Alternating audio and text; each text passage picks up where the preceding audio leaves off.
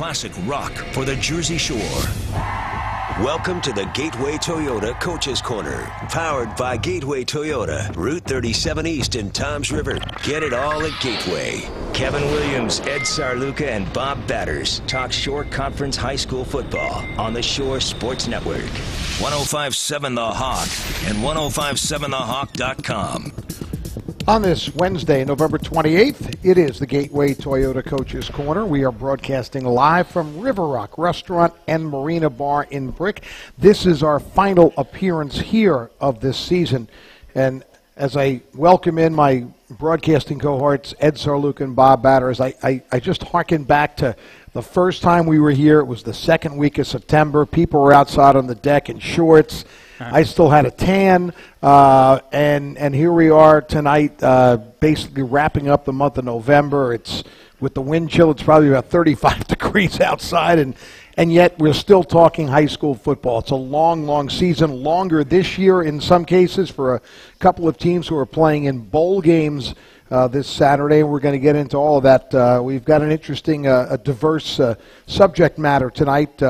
In a few minutes, we'll bring up Dave Ryden. And by the way, our first show we did this year was in August. It was August 29th, and we were broadcasting from the showroom of Gateway Toyota, the sponsor of our program, and thrilled to have them. They've been with us for a long time, and we'll be back there next week, totally different. But we were at Gateway Toyota, and we asked Dave Ryden, the athletic director at Marlboro High School, to come on and try and explain the new state playoff format for us. And we talked to Dave for about 40 minutes, and when it was over, we knew less than when we actually started, and I'm being very sarcastic. But now that the bowl games are still being played, but now that we can sit back and look at all the things and see how it went, and we're going to just get Dave's thoughts on it, and a little bit about what might be tweaked next year, if anything, and also. Obviously, he's very involved in Shore Conference matters. We'll talk a little bit about the football realignment that was in place for this year, what might change on that, and we'll do that. And then we're going to wrap up our show tonight, our second segment. And we try and do this every year towards the end of the year, and we're going to chat Monmouth Hawks football, another very successful season for the Hawks, and delighted that head coach Kevin Callahan is going to join us along with his outstanding senior all-purpose player, Vinny Grasso, a former standout at what is now Donovan Catholic High School. So that's what we'll do. But as we open up, and I say, first of all, hello to Bob, and to Ed, somebody has a birthday today. Yes, I do. It is Ed Sarluca's birthday today. How else Raise would your you... glasses, everybody. Yeah, okay. I don't have one. How else would you want to celebrate your birthday than talking football? Yeah, exactly. And as you said, we started back in August. It's hard to believe that the season is gone. You sit back on Friday nights and say, where did the season go? Just like you do on Sunday. Yeah. And you say, where did the NFL season go? They're on week 12 now, I guess. It just goes so quickly, and it's so important, especially in high school, when the first 8 games mean so important. But I'm anxious to talk to Dave to see, I'd like to get the time frame, like when are they going to realign the Shore? These are things that coaches want to know. When are they going to tweak the playoffs? They have to be tweaked in some respects, of course, but, we'll get to him in a little while. It certainly has been a long season and a short season in that respect where, it was August, we were going around doing previews, and all of a sudden the season hits, and before you know it, it's cold outside, and the playoffs have concluded for the most part. We just have a couple teams left to play out their bowl games, as we'll get into, and it's been an interesting season. It certainly has. So, I do have to ask, because both of you guys were there last Saturday, and that was the non-public Group 3 championship, which not only was that championship, that official title on the line, but also call it the unofficial, who's the best team in the Shore Conference. 43 football-playing schools. I don't think there's any argument going into the game. Red Bank Catholic was number 1. Modern Day Prep was number 2. Bob, we've been saying all year long, they're going to settle the issue probably, and it ended up being that way. They worked their way through a tough bracket and got to the finals. And I was not at the game. I was following you, Bob, on Twitter, and I talked to Ed, and I watched a lot of your highlights, and I'm still watching. It was really a strange game. These two teams that scored so many points during the regular season, they played to a 14-10 game. Mater Dei Prep totally dominated the stats. If you look just at the stats, you go, oh, well, there's your winner there. But Red Bank Catholic made the big plays when they had to and claimed the championship. Exactly. If you do look at just the numbers and you didn't see the final score and you said pick a winner, you probably pick Mater Dei. But when you look at you look a little deeper, and as you mentioned, I even wrote in my story, if the game was determined on yards gained, RBC would have been in trouble. But they made the big plays when it mattered. They would give up big plays, and they'd shake it off, and they'd buckle down. They'd get the key stops when they needed to. They also forced 4 turnovers on defense. And the key moments, they were able to make plays in a state championship game. A lot of time that is difference, and that was the difference. So the Caseys go wire to wire as the number 1 team in the Shore, finish off an undefeated season for the first time since 1960, and obviously that's pre the NJSA playoff system. So it was a great game. I think at the time I said it was a classic. I'll probably scale that back a little bit. Down on the field, you kind of get wrapped up into it. But it was a very good game. And given the stakes, number 1 versus number 2, 2 non-public schools in the Shore, that hadn't happened since 1980, and that was a sectional championship game, so this much bigger as an overall state championship game. And let's face it, these schools are competing for the same kids to a degree. You can choose to go to Mater Dei, you could choose to go to Red Bank Catholic. So when you can win a game like that head-to-head, obviously it does good things for your program in general. Kind of a sloppy game, 6 turnovers, 4 by Mater Dei, which really hurt them. But there was some great play calling, I thought, Bob, in the game. The call went after the goal line stand on the 2-yard line to hold Mater Dei down. First down on the 2, Coach Edgerly calls bootleg with Lubashir.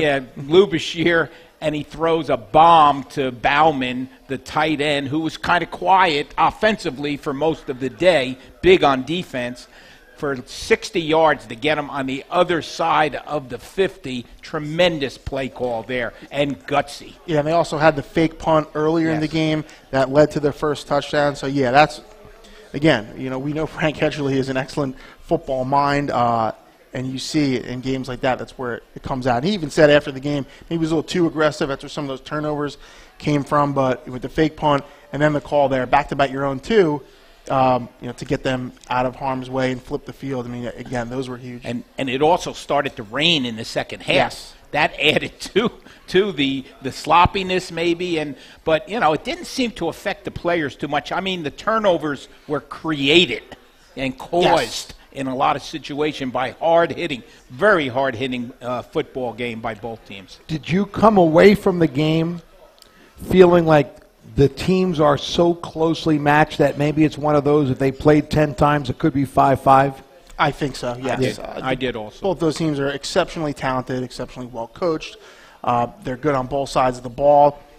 I absolutely agree with that. I could see, again, if they really did play 10 times, RBC makes some adjustments. Mater Dei maybe doesn't run for as many yards. Maybe Mater Dei doesn't turn the ball over as much. Again, it could play out a lot of different ways. And I think that was the fun part about it, going into the game, analyzing the different ways it could play out. And that's why you really didn't know going in. A low-scoring game is probably not what most predicted, but when you look back, you can understand why it was that way. I think where you can call the game a classic, and I agree, in terms of the way it was played, but when you get 2 teams like that, and there's a couple minutes left in the game, and it's still, the outcome is still undecided, that's what you want from a great game. What you don't want is somebody up by 4 touchdowns going into the fourth quarter. Yeah, absolutely. It was very dramatic. With the goal line stand was under 5 minutes left, and then Mater Dei got the ball back with 2.5 minutes left. And we saw what they did, in the game prior, 2 weeks earlier against DePaul. They had to go down the field with no timeouts, and they scored the go-ahead touchdown with about 40 seconds left. So there was no way you're saying, Mater Dei's not going to do it. It doesn't matter how far they're backed up. And then RBC's defense comes up with the stop. So, yeah, the fact that it came down to the end like that certainly added to the dramatic nature of the game. And I know we will see a lot of these players playing on Saturday afternoon. In big-time colleges and on TV. there are quite a few. We said it a few years back with Pickett, at Ocean, and Brown at St. John Vianney. Look what they're doing now at the college level. Well, for sure, 4 FBS players in that game, which RBC quarterback Steve Lubisher, along with modern-day defensive lineman and modern-day defensive lineman Isaiah Henderson, and linebacker Shataz Salat. They're all going to Boston College. And then Kevin Bauman, the outstanding junior tight end for the case, he's committed to Notre Dame. Yeah. You also have some other guys with FBS interest. Tommy Smith going to Yale. So you got Jaden Key going to UPenn. So between FBS and FCS, a lot of talented guys on that field. And none of those players you just mentioned hurt themselves at all on Saturday during that football game. No. They all played outstanding. Well, that was the state playoffs, and that's what we're going to talk about and more. We're going to take a quick time out. We're going to bring up our friend Dave Ryden, the athletic director at Marlboro High School. Right after this, you're listening to the Gateway Toyota Coaches Corner on 105.7 The Hawk. 36-month lease with approved credit through TFS Corolla 5189 or RAV4 4988 to a signing. $0 security deposit. Excludes tax tag title 439 doc fee 10K miles per year. Ends 11/30/2018. Get it all at Gateway Toyota. Black Friday is here at Gateway Toyota. Drive new 2019 Corolla LE CVT or 2018 RAV4 LE. Your choice, just $99 a month. Get it all at Gateway Toyota. Toms River GatewayToyota.com. What does building a better bank look like? It starts with building Capital One cafes, warm, inviting places that feel nothing like a typical bank, where you can open an account with no fees or minimums in 5 minutes. And you'll always find people ready to help you, not sell you. Welcome to Banking Reimagined. What's in your wallet? For consumers only. Offered by Capital One and a member FDIC. Cafes available in select locations. Copyright 2018 Capital One. Welcome to McDonald's. Can I get a triple breakfast stack? Since today is the big day, my time to shine. I'm taking names and showing them who's boss. Well, good luck on your game today. Game? No, I'm a substitute teacher for 3rd graders. Oh, that is big. For every kind of big day, there's McDonald's new triple breakfast stacks. Stacked with 2 sausage patties and 2 slices of cheese with bacon and egg. On your choice of McMuffin, biscuit, or McGriddles. Woo, go big. And pull around, please. And participating McDonald's for a limited time. Now back to the Gateway Toyota Coaches Corner, powered by Gateway Toyota, Route 37 East in Toms River. Get it all at Gateway. Classic rock for the Jersey Shore. 105.7 The Hawk and 105.7thehawk.com. And we, of course, are broadcasting live from River Rock Restaurant and Marina Bar and Brick. They've been our host for several of these shows during the course of the fall season, and this is our swan song here. They're kicking us out. Place is decorated beautiful for the holidays. It's a wonderful, wonderful place. If you're anywhere in the Brick area at any time, especially if you're out holiday shopping, stop in here. What a menu, and great people. Caroline, who's the manager here, has been just tremendous to us all year long, and we do love this place. And we actually love Dave Ryden. Not as much as his wife does, but he's the athletic director at Marlboro High School, and we had Dave on back in August. I don't want to use the word architect, but sort of. He certainly was one of the committee members that put together the playoff plan that was put into effect this year. A lot of controversy, obviously. It was new. I harken back to somewhere in the season we were doing a Middletown South game, and I talked to Steve Antonucci, who was a coach who was on that committee, and he even said to us, look, I know it looks funky now. Let it play itself out. It's one of those things. It's not like the old days. It doesn't look good right now, but after week 8, I think you'll feel differently. So, Dave, I'm going to start with this because I know everyone wants to jump at you. If you were grading how this went, what grade would you give this year, this year of the state playoffs? Well, the state playoffs, if you look at the percentage of teams, the way the seeding went, we were 94% accurate. Or not we, the plan was 94% accurate. So in that case, you give it an A. Okay. The perception of some of the things that had happened, with the teams that were 7-1 not getting in, the teams at 2-6 that did get in, the 1-7 teams that got in. If you look at it from a pure win-loss, you would look at it as a failure. It looks like it didn't work. However, the data that we collected and the data that we got now, and the 94% accuracy of the playoff of the brackets, Top seeds, right? Top seeds. And the top seeds, and you have a 2-6 Shawnee that won. So clearly it's not all. It worked. We look at it as, are there things that need to be tweaked? Absolutely. And we went into the proposal knowing that this is year one, and there's things that are going to have to change, and not necessarily change drastically, but things are going to have to. We have to relook at some things and tweak it, which is like any good thing that you have. Well, I think one of the jobs of the committee was to get the best teams in the playoffs. And I think that 94%, 97, 94% speaks to that. That was part of it. And this is where a lot of the misconception comes in. It wasn't just a playoff proposal. This was a football proposal for the state. It wasn't just let's fix the playoffs. It was let's make New Jersey high school football better for everyone. For the teams that don't make the playoffs, for the teams that are maybe make the playoffs, or for the teams that are always going to be in the playoffs. It was let's try to fix football for everyone, make it a positive experience for all the kids that play, and let's move forward. So it wasn't necessarily just a playoff proposal. It was a statewide football proposal to help help high school football move in a positive direction.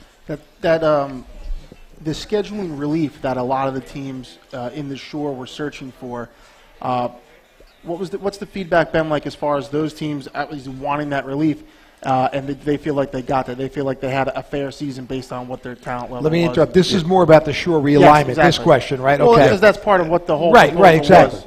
So I'll speak for Marlboro. My team we were 4-6. We were teetering on our best record since 1997. So we went 5-5.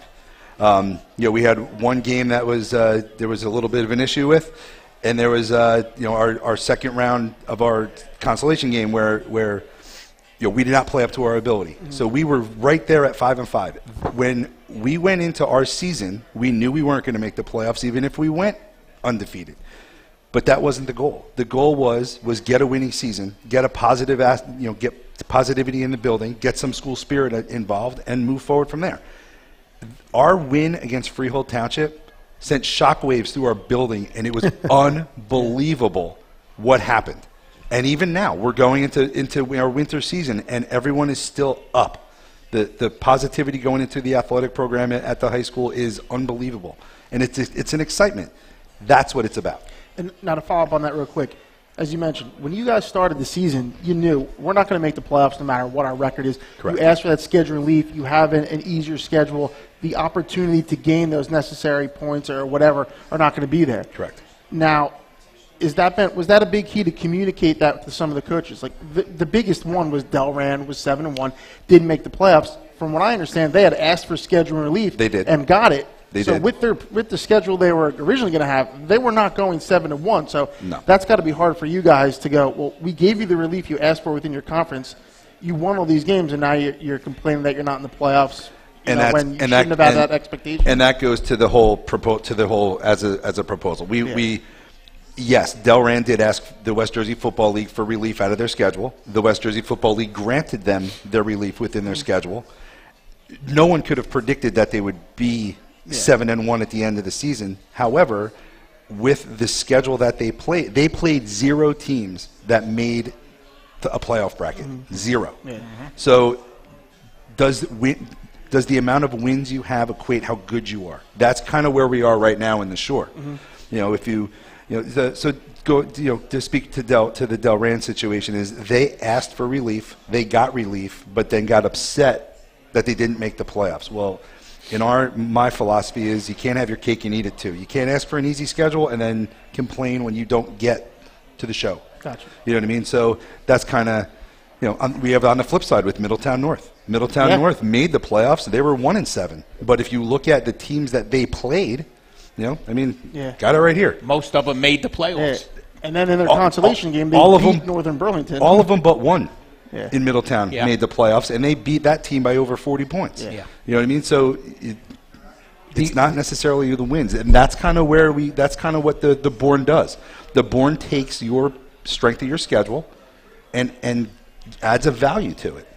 All right, so before we talk about the elephant in the room, which you just brought up, and that is the Bourne Index, my argument would be I still believe, and I agree with you with Delran. I think the Delran thing was bad optics. Absolutely. That once it got explained, I think rational people understood it a little better. Absolutely. Because in the beginning, nobody wondered, the 7-1, they got screwed. Okay, so And nobody understood schedule relief. Correct. Right. 95% of people didn't know what that meant. I agree.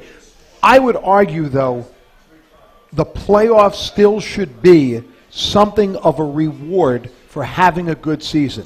And if Steve Bush is the Middletown North coach, a very respected coach, if I told Steve Bush in the beginning of the year, you're going 1-7, he is, oh my, what a disaster year. But he's in the playoffs.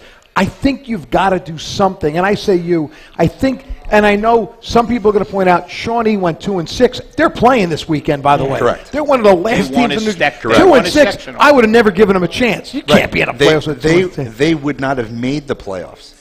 In the old way. Yeah. They wouldn't even have made it, and they're playing in the bowl game, and they could win it. Yeah. They could. You know what I mean? Absolutely. So you got to look at both sides of the story. Yeah. Now, you and I had a conversation, back in when this whole thing was going on, and you had asked me, if you asked Jay, my head coach, Jay D'Agato, if you asked him, would he rather make the playoffs or go undefeated and not make the playoffs? So I asked him. I brought him in my office. I go, Jay, let me ask you a question. Gave him the scenario. He goes, undefeated. Not make the playoffs, go undefeated. Hands down. That's building my program up. I understand. So I get it. I understand. But I also agree with you that, and that's one of the things that us as the committee, we're meeting at the end of January. Jack Du Bois just sent us all an email and asked us, if we're available at the end of January. That answers your question, There's your. For, to start the ball rolling. To start the ball rolling on what tweaks we have. Okay. Listen, there are much smarter minds than me working on this.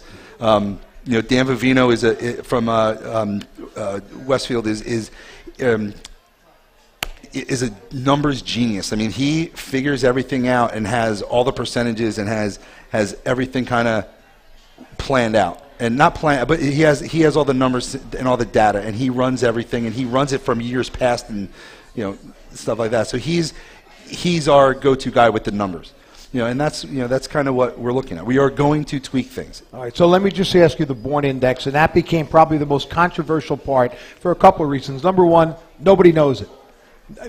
Including the people on your committee. Nobody really knows the intricacies, and maybe that's unfair.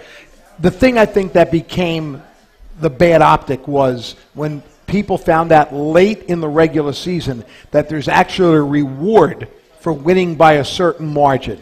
And I think that set a lot of people off. It did, but that we were very transparent about that. We said we capped it at 35, and that's been said since day one. But I brought that up on the radio show in August. I also saw coaches quoted who said, with a 27-point lead late in the game, we went to score another touchdown because we wanted to get the full benefit because we thought we might need that. And I'm asking you as the AD, and I know you're a big believer in sportsmanship, your team's losing 27-0, 2 minutes left in the game, and the other team throws a 70-yard pass. You're not a happy camper. Well, no, but that also happened to us, tried to happen to us, and their starting running back is now out for the season. Well, I know. So you got to look at it from two ways. How much of that is actually going to make you get into the playoffs? Are you gonna because it's a 60%, it's not just the Bourne Index, and it's not just if you blow a team out. I understand. That's not the percentage that it might bring you up might not necessarily get you into the playoffs. So you have to kind of look at it that way. And I get it. People can't figure out the math. The old school. I mean, listen. I coached in the short conference. I coached in the GMC. We used to sit there on Monday morning and go, all right, we need X, Y, and Z. And, sure. This is what we need. How many points we have? You can't do that now. Right. But I'll tell you what. They've been using lax power in lacrosse forever. It's the same thing. They now use it in wrestling. I can't figure out the wrestling PowerPoints. I can't and I'm sure anyone at this table can't figure it out. Well, if Bob can, there's no chance I can. So it's theoretically the same thing. So why is it now? Because it's not something that because it's new and it's not something you can sit here and figure out. And it's kind of unknown. Yeah. Now it's an issue, but it wasn't. It's not in any other sport. But it is in football, and we understand that. And people are out there going, well, I figured out the formula, and I figured this out, and I figured that out, and basically bashing Mr. Bourne, for saying that he did all this. That he didn't do all this. I mean, he's been using the Bourne Power Index has been around forever. Yeah. I mean, go talk to any NCAA coach. Guy was sitting right there. You know what I mean? See what he thinks about it. But it It's had a all the little same. power this year. It had a little power to it. It did in high school football. And that's what I meant in high school. You know what I mean? But if you look at the games and look at our scheduling, we did our best to schedule so you wouldn't have to do that. You would get to play a team that has a higher Bourne Index, or a team that had a lower Bourne Index, and then you would have a good football game. I mean, I have the data from this year. I have it ready. I'll talk about it in a minute if you want. It's the close games like you talked about. Going to the RBC Mater Dei game. I mean, I wasn't there, but I was following it on Twitter. I mean, Twitter's awesome. I was watching everything Bob wrote. But I'm watching the game going, this is awesome. And then it wound up being 14-10. Yep. Look at the Middletown South RBC game. That came down to a field goal that was in the worst possible conditions you could possibly have. I mean, it was. I thought in the Shore Conference that the football this year was more competitive and better than you've seen in a very long time. And I'll use my own school as an example of that. We didn't lose by 40 points to anyone. Well, I'll say competitive. I don't know about better. Well, competitive, yes. Yes, It definitely, I agree. I said it all agree. depends I'll on what agree. your definition of Yeah, I better was going to say, is. it's hard to quantify better. Yeah. I mean, Right. last year we had just some incredible statistical numbers as we talked Right, about. right. Not as much this year. I mean, that doesn't have anything to do with the schedule and where teams are aligned. But I do agree it was a lot more competitive. Competitive, You're probably yes. the odds of having one division that's better than the rest is probably pretty good, and you had that with the Colonial where every single team made the playoffs. But I don't know. I looked at it and it was pretty balanced. Like when I do the standings and you see like 6-0, 5-1, 4-2, and it goes down the line, that's pretty even. Here's some data. We had 168 total games in the Shore Conference. This is not including playoffs. This is just regular season. 168 games. We'll consider a blowout 35 points or more. A close game is you won by 14 or less. Out of 168 games, there were close games, 84. So more than 50%. We're close. That means you had less than 14-point games. Deficit. All right, so, and we only have a couple minutes. Yeah. We never have enough time to do this. I'm going to go more to the Shore Conference part than the state portion. I think you've addressed that pretty good.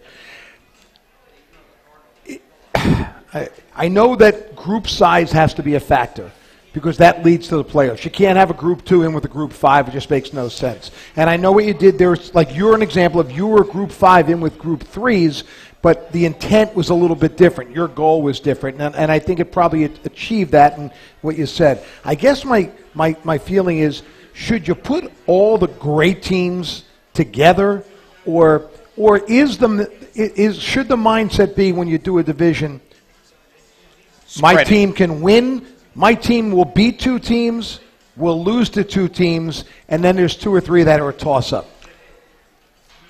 I'm asking you. If you're looking at it to get your team into the playoffs, you can't do it that way now. So that's my question.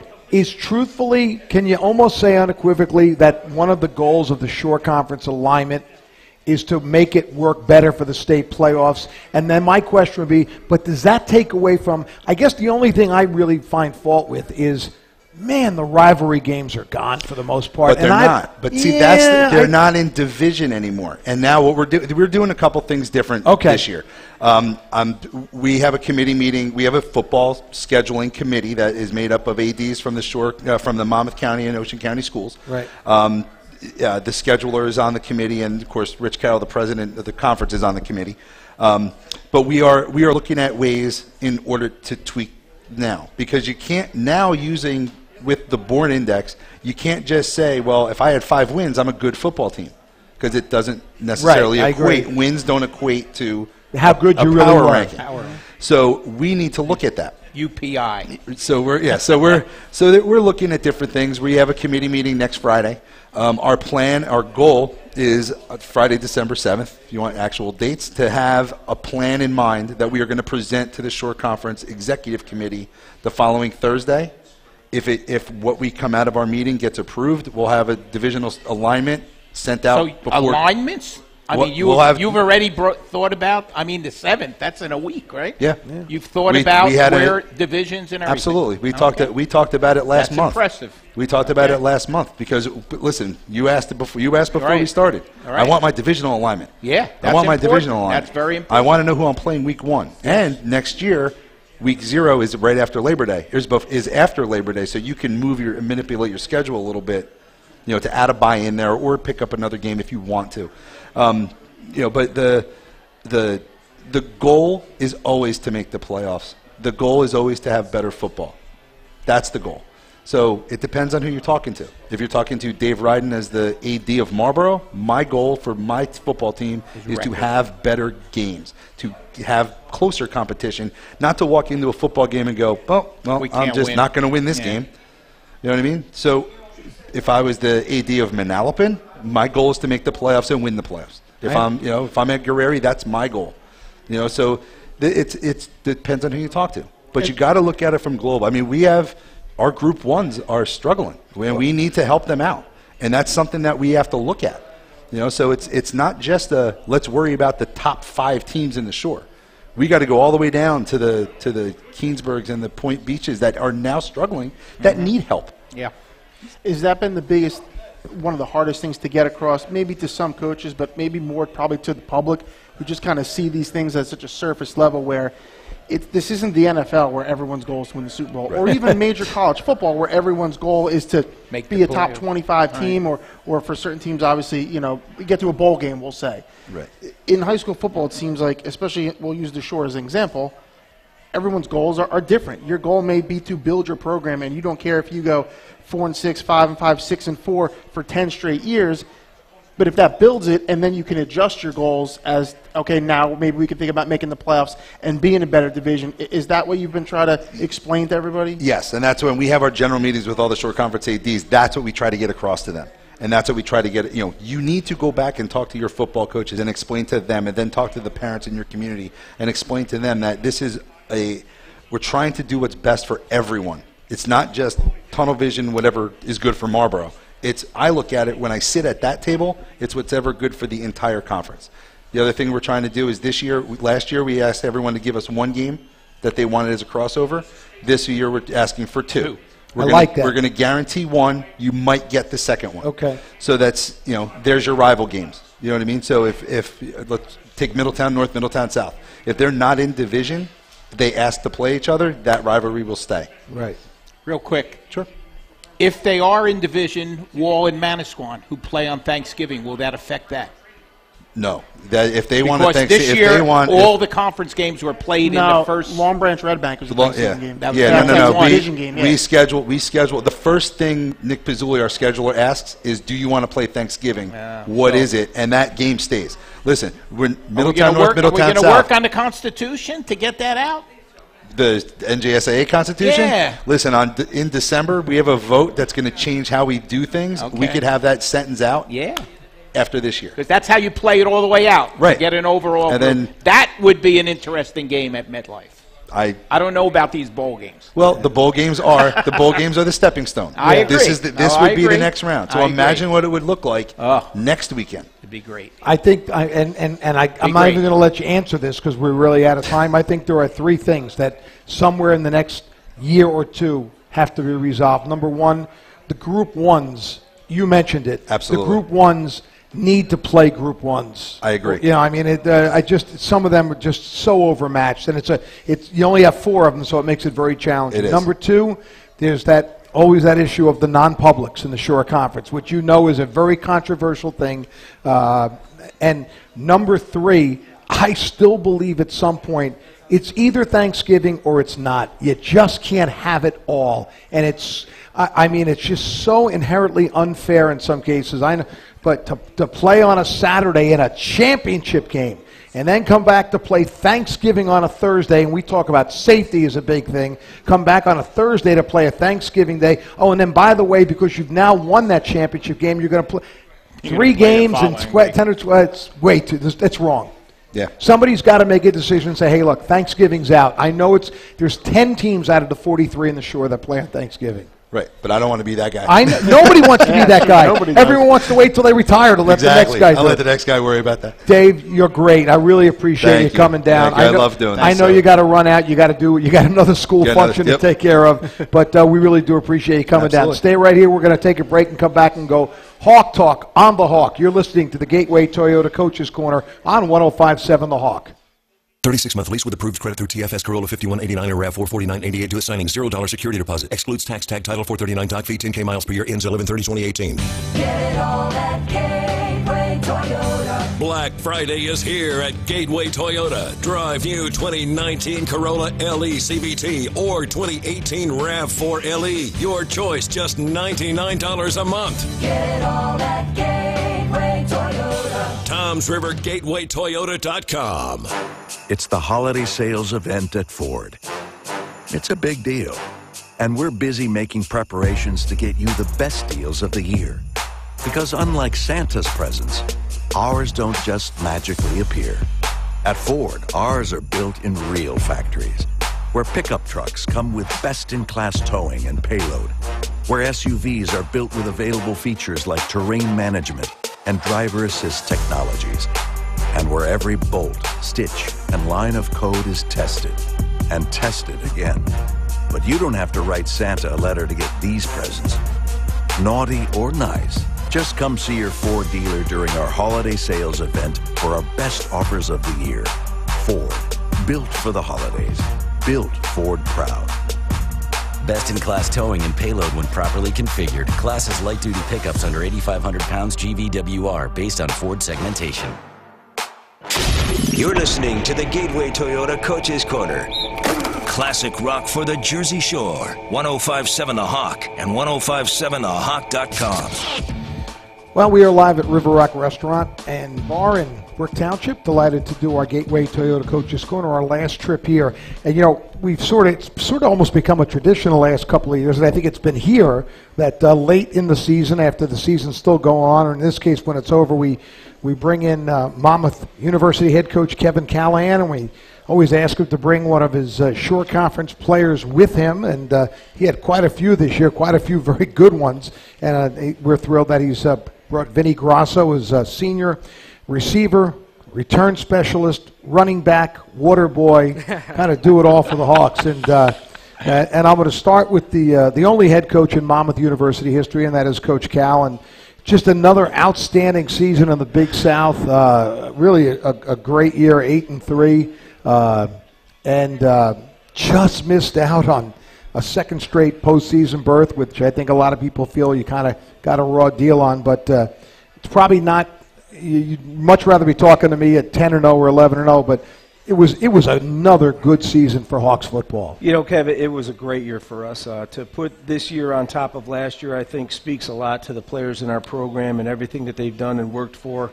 You know, coming back from a 9-2 season and an appearance in the NCAA playoff is not easy, particularly with the schedule that we played. And, you know, our guys they took it 1 week at a time, and we just went through the year, and we didn't always play our best every Saturday. But the thing about this team, I think the signature of this team, is they continually found ways to win. You know, we didn't always play a clean first half, but we came out in the second half and we got the win. We're behind in the fourth quarter. We find a way to get points on the board and get stops and get the win. And to me, that grit, that determination, that motivation to see the game through to the final minute is what really sets this team apart. You know, Cal, I mean, it starts from the operational standpoint of how your program is run, right down to the game when it's played. Greg Vislomi, who came down with you today, he runs the whole show, and he runs a tight ship with everything. I mean, the field. Well, I mean, not that tight. He let you in the press box. He let me in the press box. I'll tell this quick story real quick. Vinny Grasso gets a punt. I'm sitting next to Kevin up there, and when he's announcing, and Vinny gets a punt, and I'm saying, like, make that cut, Vinny, come on. And then he made it, and he broke it, and I started cheering. Hey, no cheering. He yelled at me. I said, I'm 73 years old. I've never been yelled at. But you know what I mean. The facilities, top notch, working from practice to game day, the scoreboard, everything is just top notch. That's why you're 10-1. It is. on the new you stadium. You know, we're fortunate in the 26 years that I've been at Monmouth. You know, I've been, very fortunate to have an administration, with Dr. Marilyn McNeil and President Gray Demena, and back through the 5 presidents I've been there through, to really want to be good in football. And athletics is important, and they support our program and allow us to do the things that we need to do in order to win games on Saturdays. And, I'm very fortunate to be in that position, and it's probably one of the reasons why I've been there 26 years. Yeah, well, we talk about the season going fast. You're 26 years. I was at your press conference when they introduced you, and it seems like, I don't want to say the other day, but, man, those are fast 26. I want you to comment a little bit on Vinny Grasso. And I mean, I have said, and strictly my observation, I can't remember too many kids you've had at Monmouth who maybe what the general expectation was when they walked in day one improved that more over their time than this young man. Well, I can say this, and, this is something that I've said to Vinny, I think after a game midway through the season. I mean, he's a true warrior. He's one of those guys that you want on your team. You want him on your side. You want him playing for you. And you really want him there when the chips are down because he's going to make plays. He's going to make things happen. And, and Vinny and I have discussions during games. He's a terrific, prolific punt returner and has the ability to make great plays. Sometimes he takes too many chances, and we have to talk about that. Sometimes there's times he shouldn't try to get that ball, and we talk about that. But, all that behind you, you want him on your team trying to make plays. And, it's one of those things that, I can't classify it as, well, it was unexpected. It was about getting an opportunity. And, when Vinny came in as a freshman, there were talented players at Monmouth, and, the opportunity might not have been there right away as a freshman. But he got a few opportunities as a sophomore, a few more as a junior, a few more as a senior. And then as a fifth-year guy for us this year, he became a guy that we were dependent on and we were counting on, and we were scheming up ways in the return game to say, hey, if we get the ball in his hands and we give him a little bit of separation from the coverage team, we're going to make something big happen. And he didn't disappoint us. Well, and bearing that, he was the all-Big South punt returner, first team, set Monmouth records with punt return yardage for the season, led the conference in punt return yardage, a myriad. I thought one of the things that most impressed me, led the team in all-purpose yardage, return yardage, receiving, rushing. I mean, really, even through a pass. Even through a pass. Even through a pass in there. Yeah. So, I mean, this had to have been the year that you kind of dreamed of in a way for you personally. Yeah, I mean, like what Coach talked about, I just had to take advantage of the opportunities that were given to me. So, I mean, last year I had a little bit of playing time, and I just wanted to build off that and make this year a little bit better. Help the team out any way I could. I know Coach kidded a little bit, although it wasn't kidding during the season about the chances you take. Yeah. I'm always wondering what you're thinking. You're back there usually all by yourself, and here comes the punt, and it's one high in the air. The decision process to decide as you're looking at the defenders, is this one I can return or do I have to fair catch? And it's got to be a split decision to make that. I mean, what plays through your mind there? I mean, right before he kicks it, I'm thinking, I want to get to every single ball I can, make someone miss and score. That's as a punt returner, that's what you have to think. But I mean, yeah, sometimes I got to too many balls. Maybe Coach was a little upset, but I just try to catch the ball, make the first person miss, get upfield, and make something happen every time. That's the first thing in my head. It's interesting when we have our punt return meetings and we put that part of the game plan in the special teams each week, and it's not like we have these elaborate designs. And I'm being honest with you. It's get a body on a body, block your guy as long as you can, keep them on the line of scrimmage as long as you can, and create some separation between where Vinny catches the ball and where the coverage unit is. The bigger the separation, the greater the chance we have for a return.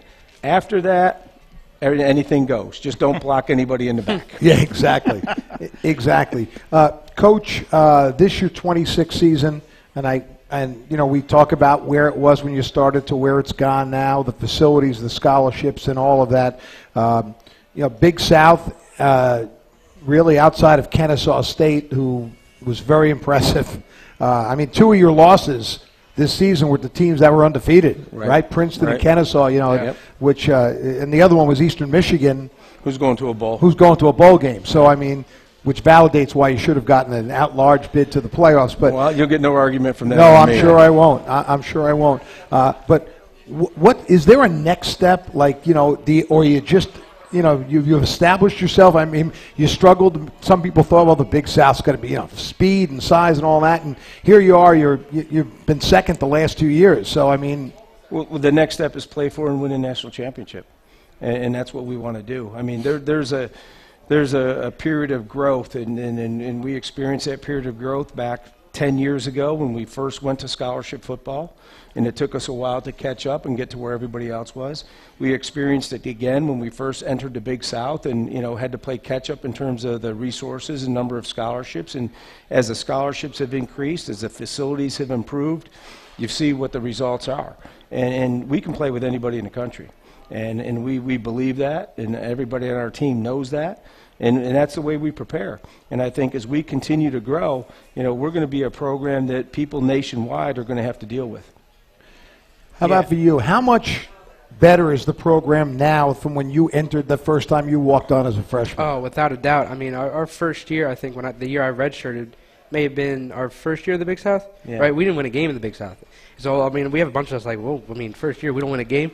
But, I mean, from there on, we kept at it. And then, right now we're not only – we want to win conference championships. Right now that's 2 years in a row where we came in second. So right now we got to keep stacking those seasons, right? 8-win, 9-win seasons, and ultimately win the division and just make that as consistent as possible. I think the difference is, and Vinny, you can talk to this as well, is – when we first started in the conference, we were maybe in a little bit of awe, and we didn't know what to expect because there are all these new teams who had never played before.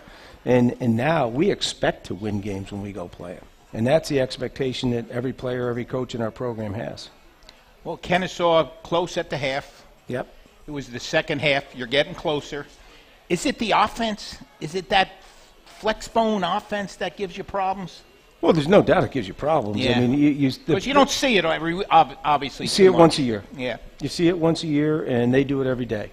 And that's the biggest challenge. And I thought we had a terrific game plan going into it. I agree. In the second half, they made a few adjustments and did some things formationally that it took us a couple of series to adjust to. But you don't get many chances when you play those teams. Yeah. And if they score a couple of touchdowns, and that happened in the seventh – after our first two scores in that game, we went 7 consecutive series of 3-and-outs on offense. Yeah. And then in the 8th series, we only get a first down because of a penalty. And you need that time to make adjustments to their adjustments. And so it's both sides of the ball, I guess, to answer your question, Ed. Right. Our guys were confident, but it's one of those things that you have to play every single play when you play that offense. And people always say option football is assignment football. Well, right. Yeah, it is, but it's not really. Yeah. It's tough football and being tough every single play. By the way, Ed, Vinny was one of 5 Shore Conference alumni to make first team All Big South, which is amazing. If I would have told you that 5 years ago, you would have laughed me out of the building. Offensive linemen Ryan Wetzel and Pete Riggy, who have been outstanding players. I think your offensive line the last couple of years has just been outstanding. Your kicker, Matt Mascara, the old Middletown South quarterback, who had a great year, and of course Tymir Berry, cornerback out of Toms River South, one of your captains. You say the captains. There was one game, I don't know if it was Kennesaw or Charleston Southern. We have 2 captains, and then we have game captains every week. All from the Shore? There were all 4 were Shore Conference. Wow, players. That's great. Yeah, that's great. And by the way, you recruit the Shore. You love the Shore, but there are certain kids, like Bob was talking earlier, Modern Day Prep's got 2 kids going to Boston College, right. RBC's got a Boston College in Notre Dame. But if the kid from the Shore Conference is good, you're happy to have him as much as anyone. But really what you want, the best student athletes you can put on the field, because I know you're also proud of the graduation rate has been outstanding, best in the Big South. Those things mean something to you. They mean an awful lot to us. And, you talk about the Shore first, Kevin, and back when we started in 1993, we made a point of building our program from the inside out. We started in Monmouth and Ocean County and recruited our players from there. Then we expanded to the state of New Jersey, and that's how we built. And that's how we do it still to this day. But, to your second point, it's important that we get the right people, the guys that have the character we're looking for, the guys that have the academics we're looking for, and the guys who are the best football players in the area. And that's what we're going to build our program on. Now, this young man won't be back for you next year. He's a 5th year, right? Yeah. You've got one class to take in the spring, but you're going to you're going to continue to try and pursue a dream of playing football at the next level. Yeah, absolutely. You know, I had some good feedback from, you know, some scouts or whatever this year. So, yeah, I'm going to run with that. I'm going to start training pretty soon, you know, go to facility, give it 100%, just like, you know, pretty much gave Monmouth football. I'm just going to go ahead and attack this. Vince Papale. He's our own version of Vince Papale, right? I know one of the things you pride yourself in, Cal, is the kids that have moved on to the pro ranks. Talk a little bit about that. Well, you know, we've been fortunate, you know, back in, I guess our first guy to open the door was Miles Austin. And once he made it on the NFL scene, I think from a professional perspective, they recognized that Monmouth was a place that was producing talent that could play on Sundays. And almost every year since then, we've had guys that have been given opportunities to show what they could do on a professional level. They all haven't stayed for a long time. Some have, some haven't. But you've got Neil Sterling from Manasquan, who's done an outstanding job. You know, Chris Hogan and doing what he's doing with the Eagles. Hakeem Vallis just got signed by the New York Giants just the other day. Not the Eagles, by the way. Hogan from the Patriots. Hogan from the Patriots, I'm sorry. That's what happens when you hang with... Belichick just heard you. That's what happens when you hang with Viscomi. All you hear about are the Eagles. Chris will never say Monmouth now. He does it. Penn State lacrosse. Right. But, you know, we're happy. You know, I'm just happy that all of these guys who have that dream of playing beyond college have the opportunity to do that. Right. And now I think Monmouth is recognized as a place that produces that type of talent.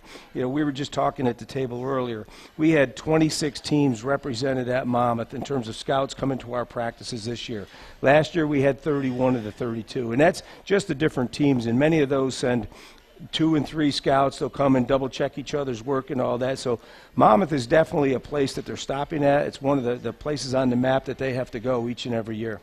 Well, you know, 26 years. You're going to start next year as the 8th all-time winning coach. Next year, he started already last week, probably. But your first game next year, you'll be number 8 on the wins list. And I almost get the feeling like your enthusiasm is no different now than it was 26 years ago. It hasn't changed one bit. Yeah, it hasn't changed one bit. And there hasn't been a day. I've been coaching college football now 44 years.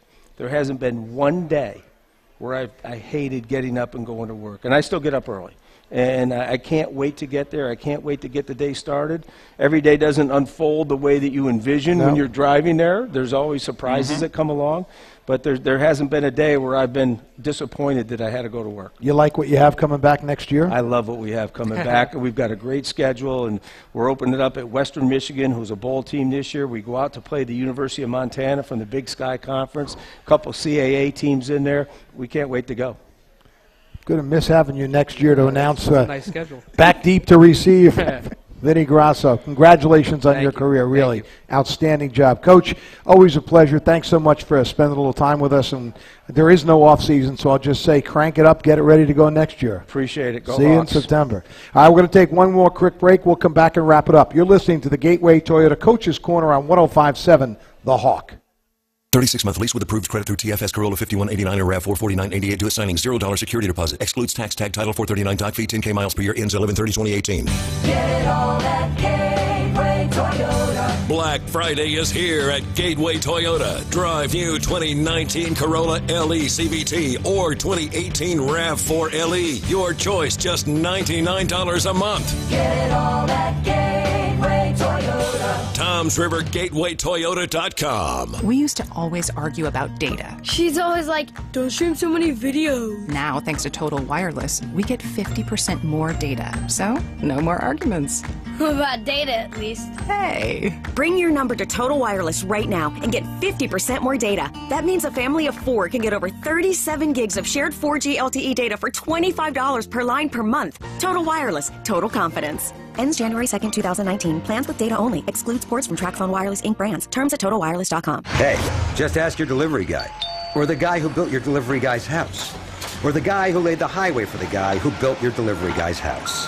Ford Commercial Vehicles can handle the job. During commercial vehicle season, save on Transit, Transit Connect, E-Series, Super Duty, and Medium Duty trucks. Ford trucks and vans. Year after year, America's best-selling line of commercial vehicles because they're built Ford tough. Claim based on IHS market calendar year 1985 through 2017. U.S. tip registrations excluding registrations to individuals. See your dealer for details.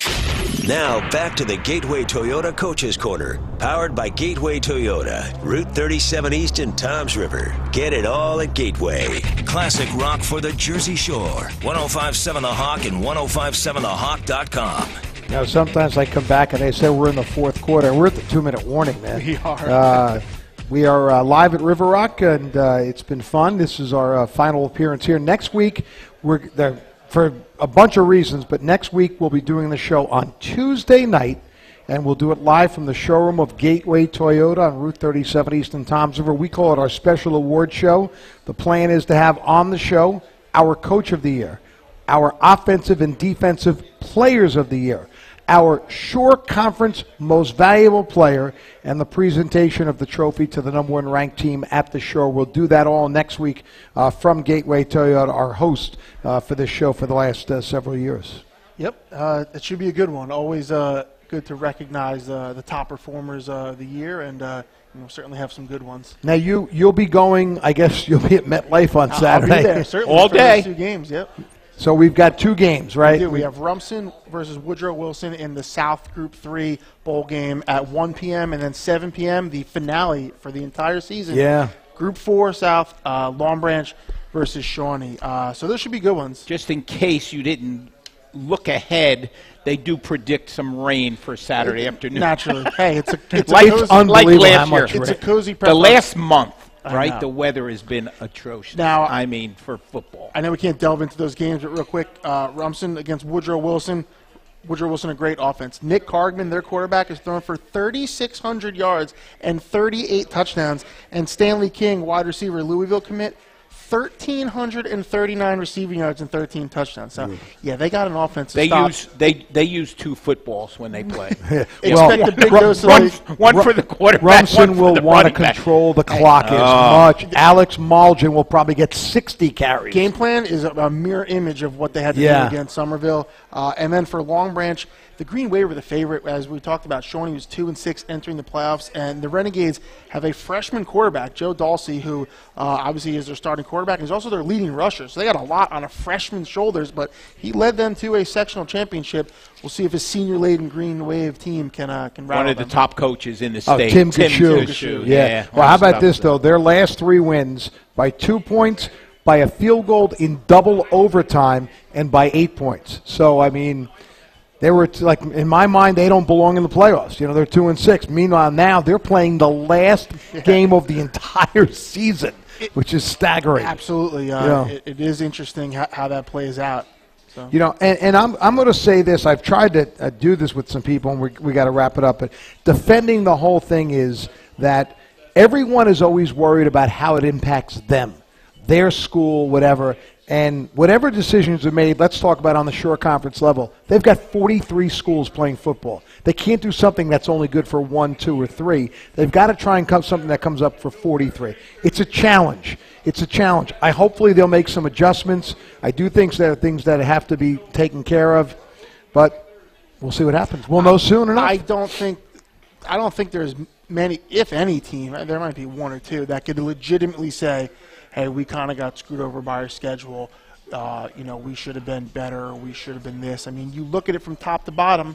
Even the Middletown North team that was an extremely tough division, they didn't have a great season, but that's through their doing. But they got a chance in the playoffs, and that's that. Our thanks, of course, to Tom Tremblay and Greg Lerner here for making sure everything works. Katie O'Keefe back at our studios. Of course, all the people here at River Rock who have been wonderful to us all season long, especially Caroline, the manager here. We thank them. Bob Batters, we'll see you next Tuesday. The birthday boy, Ed Sarluca. Try and enjoy the rest of your birthday. Thank you very much, guys. You've been listening to the Gateway Toyota Coaches Corner on 105.7 The Hawk. Good night, everyone.